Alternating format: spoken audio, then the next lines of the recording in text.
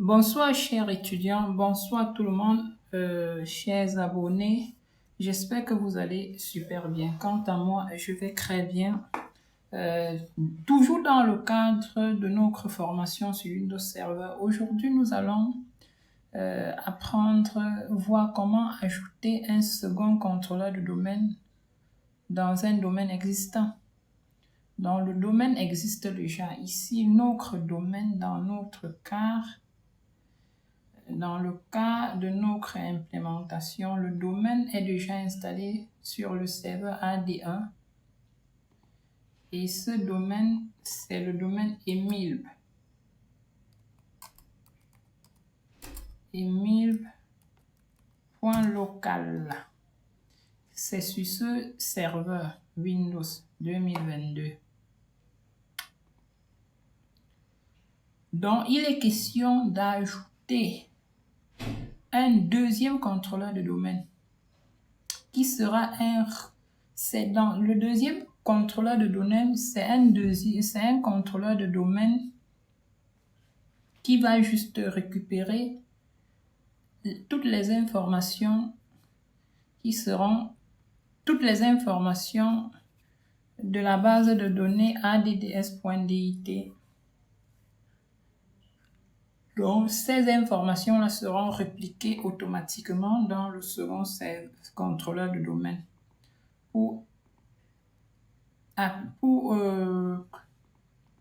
Le but ici, c'est de garantir ce qu'on appelle la tolérance en panne, parce que c'est une sorte de redondance. Tout ce qu'on va créer ici au niveau de l'ADDS sera répliqué dans le deuxième contrôleur de domaine. Et le second contrôleur de domaine, c'est le contrôleur de domaine qui sera utilisé en cas d'indisponibilité du premier contrôleur de domaine qui est le serveur ADD. Le second sera dans ce serveur AD2. Et c'est ici là que nous allons configurer ce serveur comme notre deuxième contrôleur de domaine. Et lui, il sera le serveur AD à utiliser lorsque le premier sera indisponible. Donc, en fait, lui, c'est le serveur secondaire et le AD1, c'est le primaire. Donc, ici, ce système garantit ce qu'on appelle la disponibilité de notre Active Directory. Prérequis, un domaine test.local. Bon, dans mon cas, c'est emil.local. Installé sur un serveur nommé DC. Notre serveur, dans notre cas, s'appelle DC1. Oui, voilà le nom DC1. Un deuxième serveur que je vais appeler DC2 avec le rôle ADDS sur le même réseau. Donc, on aura deux serveurs. Maintenant, la première des choses que je vais faire, c'est d'aller renommer mon deuxième contrôleur de domaine. Je clique là, j'insère mon mot de passe. Je vais modifier son nom. Étape, on doit donner l'adresse du premier contrôleur de domaine en tant que serveur DNS, lui du second, c'est un peu ça, installé, après on va installer AD. Bon, la première des choses que moi-même je vais faire, nous allons modifier son nom. On va l'appeler DC2. Je clique là sur nom de l'ordinateur, modifier DC2. OK. OK. Et je ferme l'assistant. J'accepte le redémarrage. C'est obligatoire. Bon, je vais aller vérifier l'adresse IP du premier. Bon, le premier contrôleur de domaine, voilà, ce sont ses paramètres. Je viens là. Bon, son adresse c'est 192.168.10.6. Maintenant, il est lui-même son propre serveur DNS préféré. Maintenant, le serveur DNS auxiliaire sera l'adresse du deuxième serveur que je vais configurer tout à l'heure. Et voici l'adresse que je dois l'attribuer. Je dois l'attribuer le point 7. 192.168.10.7. Il est le deuxième contrôleur de domaine dans le DNS auxiliaire.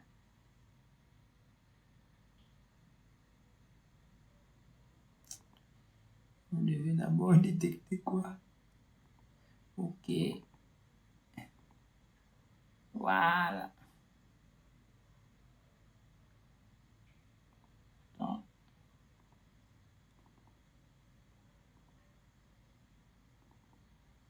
Ok. Ok.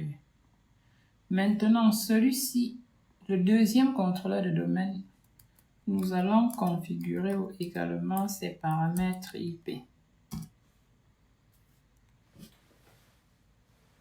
Bon, j'ai choisi l'adresse IP 192.168.10.7 pour le deuxième contrôleur de domaine.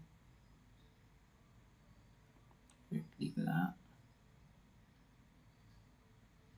Je clique ici au niveau de l'adresse IPv4. Je clique la propriété.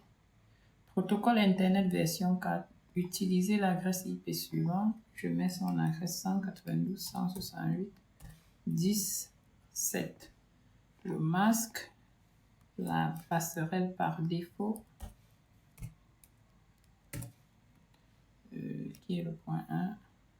Le DNS préféré, c'est l'adresse du premier contrôleur de domaine. Ça, c'est cette adresse, l'adresse du premier contrôleur là, le 10.6 sera ici comme DNS préféré.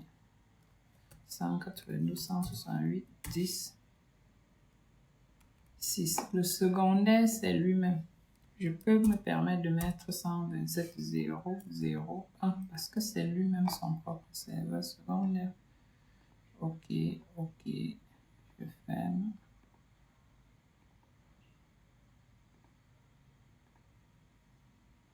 Ok, j'actualise là. Cette adresse va apparaître à ce niveau.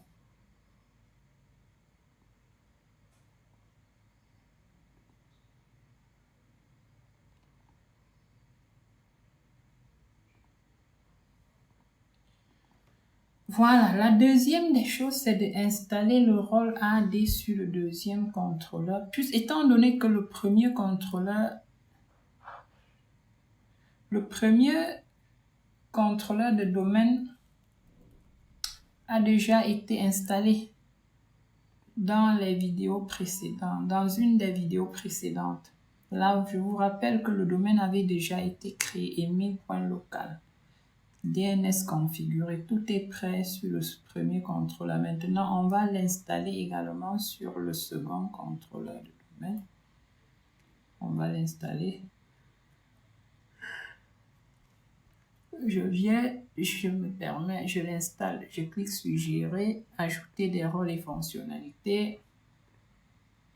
Suivant le type d'installation, je vais laisser sur installation basée sur un rôle ou une fonctionnalité. Suivant, sélectionner le serveur, l'unique serveur de l'AD. Déjà sélectionné. Suivant. Je sélectionne maintenant le rôle de serveur. Serveur ou service ADDS. Ajouter des fonctionnalités. Suivant.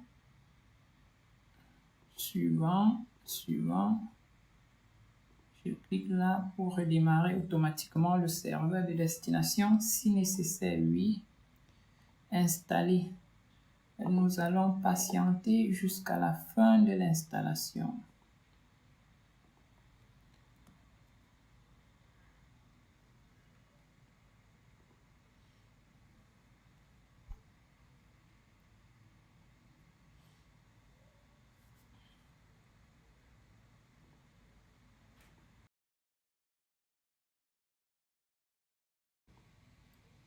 Bon, l'installation se poursuit, c'est terminé. Je clique directement là.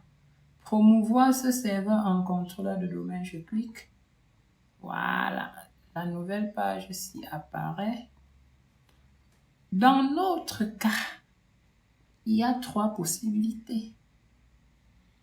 Ajouter une nouvelle forêt, on l'avait déjà fait quand la forêt n'existait pas et on n'avait pas de domaine. Dans le cas, si nous voulons ajouter un deuxième contrôleur de domaine dans la même forêt qui est Emile.local. Donc, ça veut dire je laisse là ajouter un contrôleur de domaine à un domaine existant. Le domaine existe déjà. Ici, je vais écrire le nom du domaine Emile qui existe. .local. Et maintenant, je dois fournir les informations de l'administrateur. Il faut fournir cette information pour montrer que tu es l'administrateur.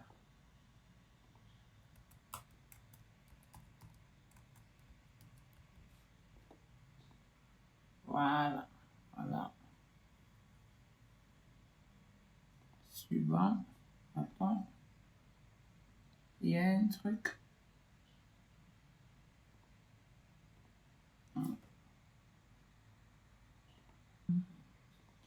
Bon, on reprend. Je viens là. Je mets test. Il faut préciser le domaine. C'est anti/.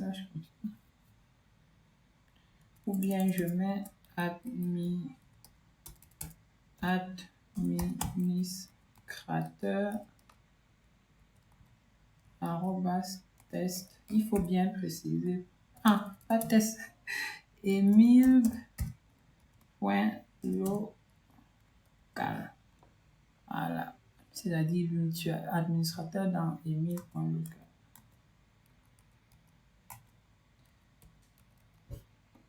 Voilà.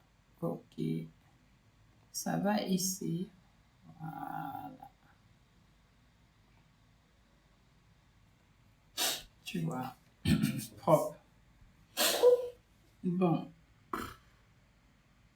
C'est parce qu'il voit directement le domaine. En fait, au même moment, ça ajoute la machine ici dans le domaine. Il y avait une autre façon de le faire. Une autre façon de le faire, c'est d'ajouter d'abord la machine ici dans le domaine avant de revenir là. Mais c'est plus rapide à ce niveau. Bon, je vais taper le mot de passe du mode restauration des services d'annuaire. Je mets le mot de passe. Bon, le mot de passe ici peut être un mot de passe nouvellement défini, hein. Ou bien tu maintiens le mot de passe admin.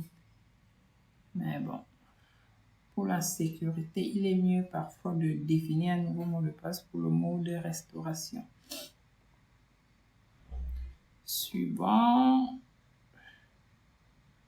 répliquer, spécifier les options d'installation à partir du support.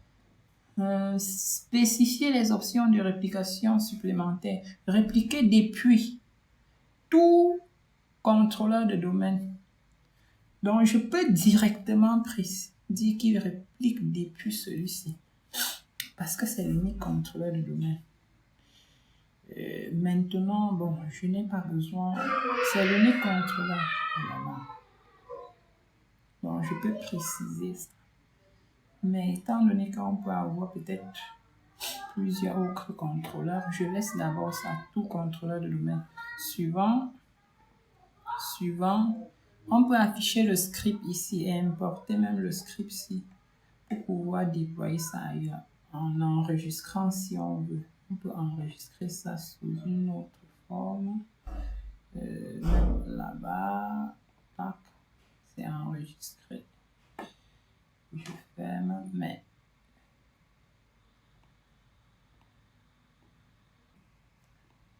ok, je clique sur suivant.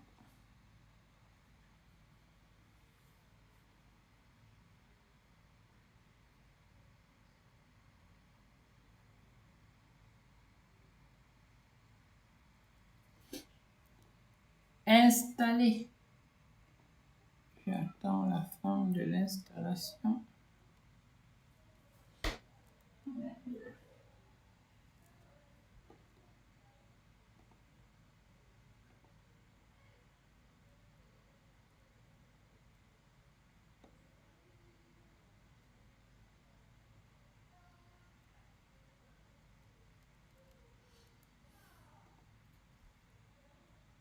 Bon, après, on va tester. Je ne vais pas, il faut toujours tester que ça fonctionne.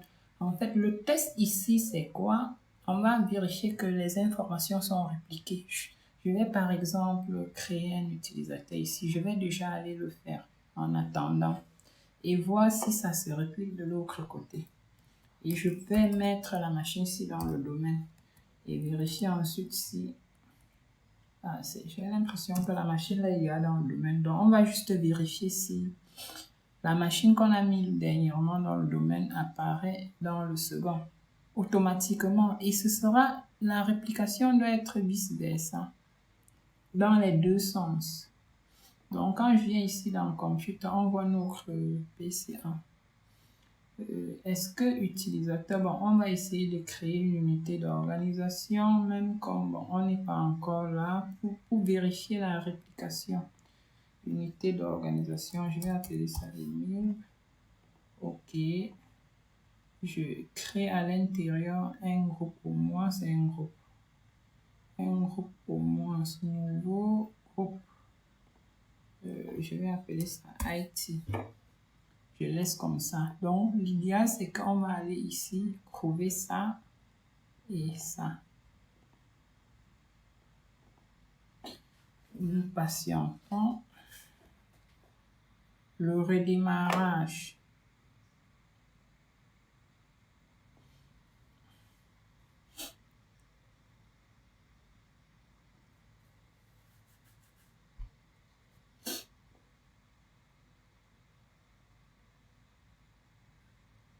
Donc, ici, nous sommes en train d'ajouter un deuxième contrôleur de domaine. Pour rappel, un contrôleur de domaine, c'est juste un serveur Windows dans laquelle le service d'annuaire Active Directory ADDS a été installé. Donc, lorsqu'on installe ce service dans un système serveur de Windows, ça fait de ce serveur-là un contrôleur de domaine. Le premier contrôleur de domaine avait déjà été installé sur ce serveur AD1 nommé DC1. Et le second contrôleur de domaine vient d'être installé ici, qui est le serveur secondaire par rapport au premier serveur. Tout ce que les objets créés au niveau du serveur secondaire et aussi les GPO déployés à partir du serveur AD1, c'est-à-dire DC1, seront répliqués automatiquement. Donc, on va les retrouver les mêmes objets ici. C'est ça l'objectif. Pourquoi? C'est pour que si celui-ci tombe en panne ou alors n'est pas disponible le premier, que le second soit là pour authentifier les utilisateurs de l'entreprise. C'est ça. Et tout ce qu'on va également créer au niveau du serveur AD2 seront répliqués ici. Ça veut dire que pendant l'absence de AD1, tout ce que l'administrateur sera en train de faire ici, toutes ces informations-là, les données-là seront répliquées là. C'est un peu ça. Seront répliquées ici. Et non,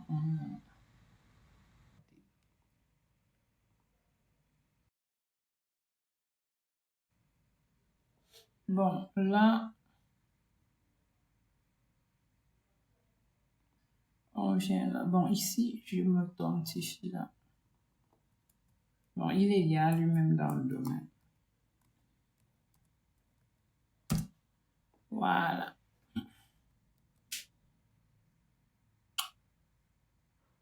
Bon, en attendant, je viens ici, là, je vais créer un utilisateur qui va se connecter de l'autre côté. Nouveau utilisateur.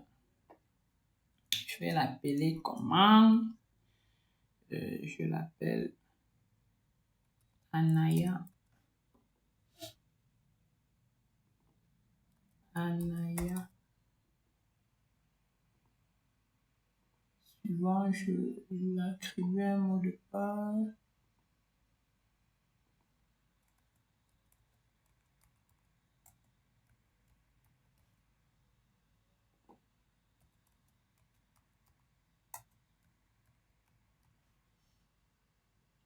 Suivant, terminé. Voilà. Voulez-vous vidéo? Oui. Bon, je viens là dans outils, n'est-ce pas? Utilisateur et ordinateur. Bien là. Computer. Voilà. Tu voyez comment tout le PC1 s'est répliqué, on ne l'a pas créé ici. Et je viens dans Emile, je vois tout ce que j'ai créé là, voilà. C'était là. Il y a eu réplication. Maintenant, inversement, si je crée un groupe là, créons un groupe ici et voir si ça va. On peut créer même un compte ordinateur que je vais appeler PC admin. Bon, c'est juste PC admin. Bon, c'est pas ça. PC 100. Ok. Voilà. Bon, on va patienter si ça va se répliquer là. Bon, si j'actualise. Mais ça peut prendre du temps. Mais laissons d'abord comme ça. On vient ici se connecter. Bon, avant de se connecter, il faut redémarrer. Il faut éteindre celui-ci. Parce que je dois simuler une erreur. Je simule la panne. Supposons que le premier contrôleur de domaine est indisponible. Je l'arrête complètement. On l'arrête. Voilà. Je viens maintenant là sur Windows. Lui, il y a dans le domaine. Je clique là. Je viens sur autre utilisateur. Il est dans Emile. Je mets l'utilisateur que j'ai créé là, Anaya. Son mot de passe.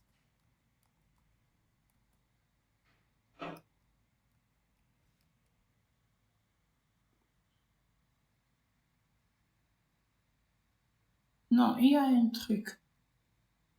Ça peut ne pas marcher parce que peut-être on n'a pas configuré son deuxième. Bon, on verra. Parce que j'ai oublié d'insérer ici, d'indiquer au niveau de l'agressage, le deuxième contrôleur, la deuxième adresse là. C'est même ce que, oh là là, ça risque de ne pas marcher. Bon, on verra parce qu'il fallait aussi lui dire que si le premier ne fonctionne pas, contacte celui-ci. Non, on verra. Si ça va, on va revenir sur la session admin. Attends, ça dure comme ça. Il cherche parce que le premier n'est plus disponible et là.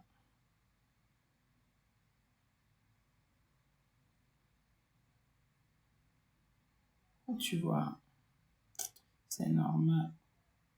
C'est normal. Je vais revenir sur la session de...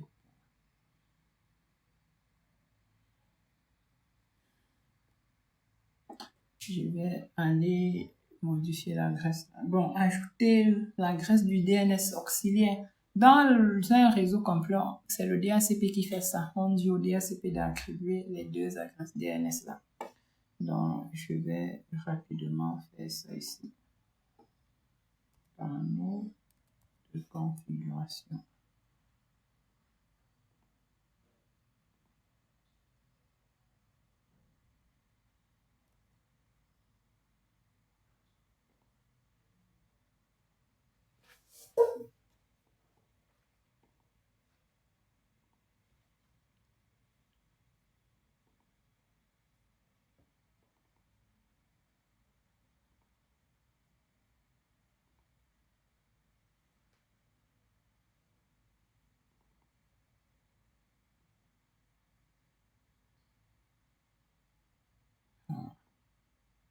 Ça décide de ne pas sortir.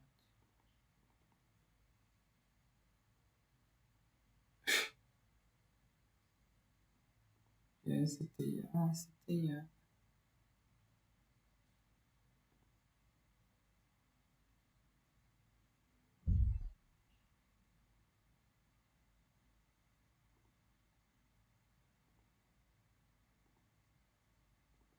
et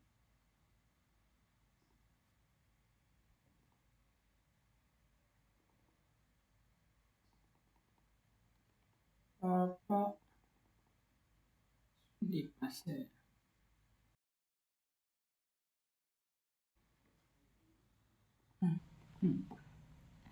Bon, je disais que nous allons ajouter la graisse du second contrôleur ici, 192, 168, 10, 7. C'est très important. Je valide et je sors. OK. Maintenant, il faut changer de session. Je déconnecte cet utilisateur. Bon, je rappelle que le premier contrôleur est éteint, donc il est indisponible. On va voir si le deuxième sera capable. Bon, sera capable d'authentifier l'utilisateur Anaya.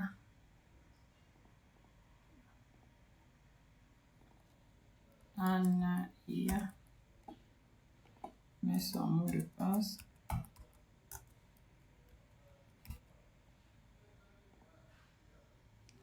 Tu vois, c'est bon. Voilà, donc il faut bien préciser les deux adresses des serveurs. DNS préféré et auxiliaire, c'est important. Là, on est sûr que c'est le second qui a géré parce que le premier, il est éteint. C'est le deuxième qui a géré Anaya. Voilà. Voilà. Après, il faut aussi tester si la réplication de celui-ci a marché. En allumant le... On l'allume aussi. Pour voir si la réplication a marché. Parce que PC100 a été créé. Ça a été créé sur le deuxième contrôleur, tu vois.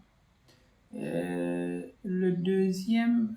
On va voir si ça va se répliquer sur le premier contrôleur de domaine. Donc, voilà pourquoi je l'allume à coup sûr.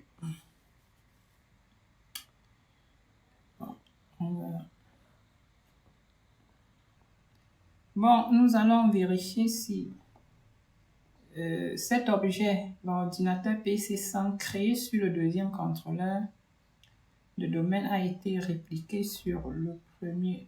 Je viens, j'ouvre sa console, la console de l'Active Directory, utilisateur et ordinateur Active Directory.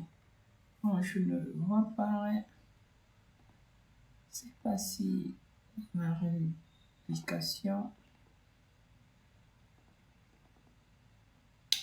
Bon, c'est pas grave. Je ne vois pas ça.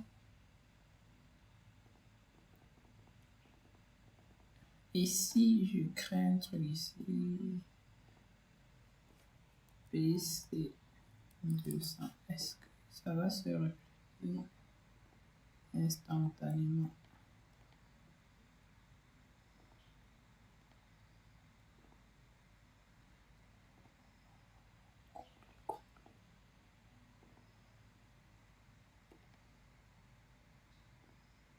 Ça se réplique ici. Bon, de là à là. Bon, nous allons arrêter. Hein. On va arrêter comme ça.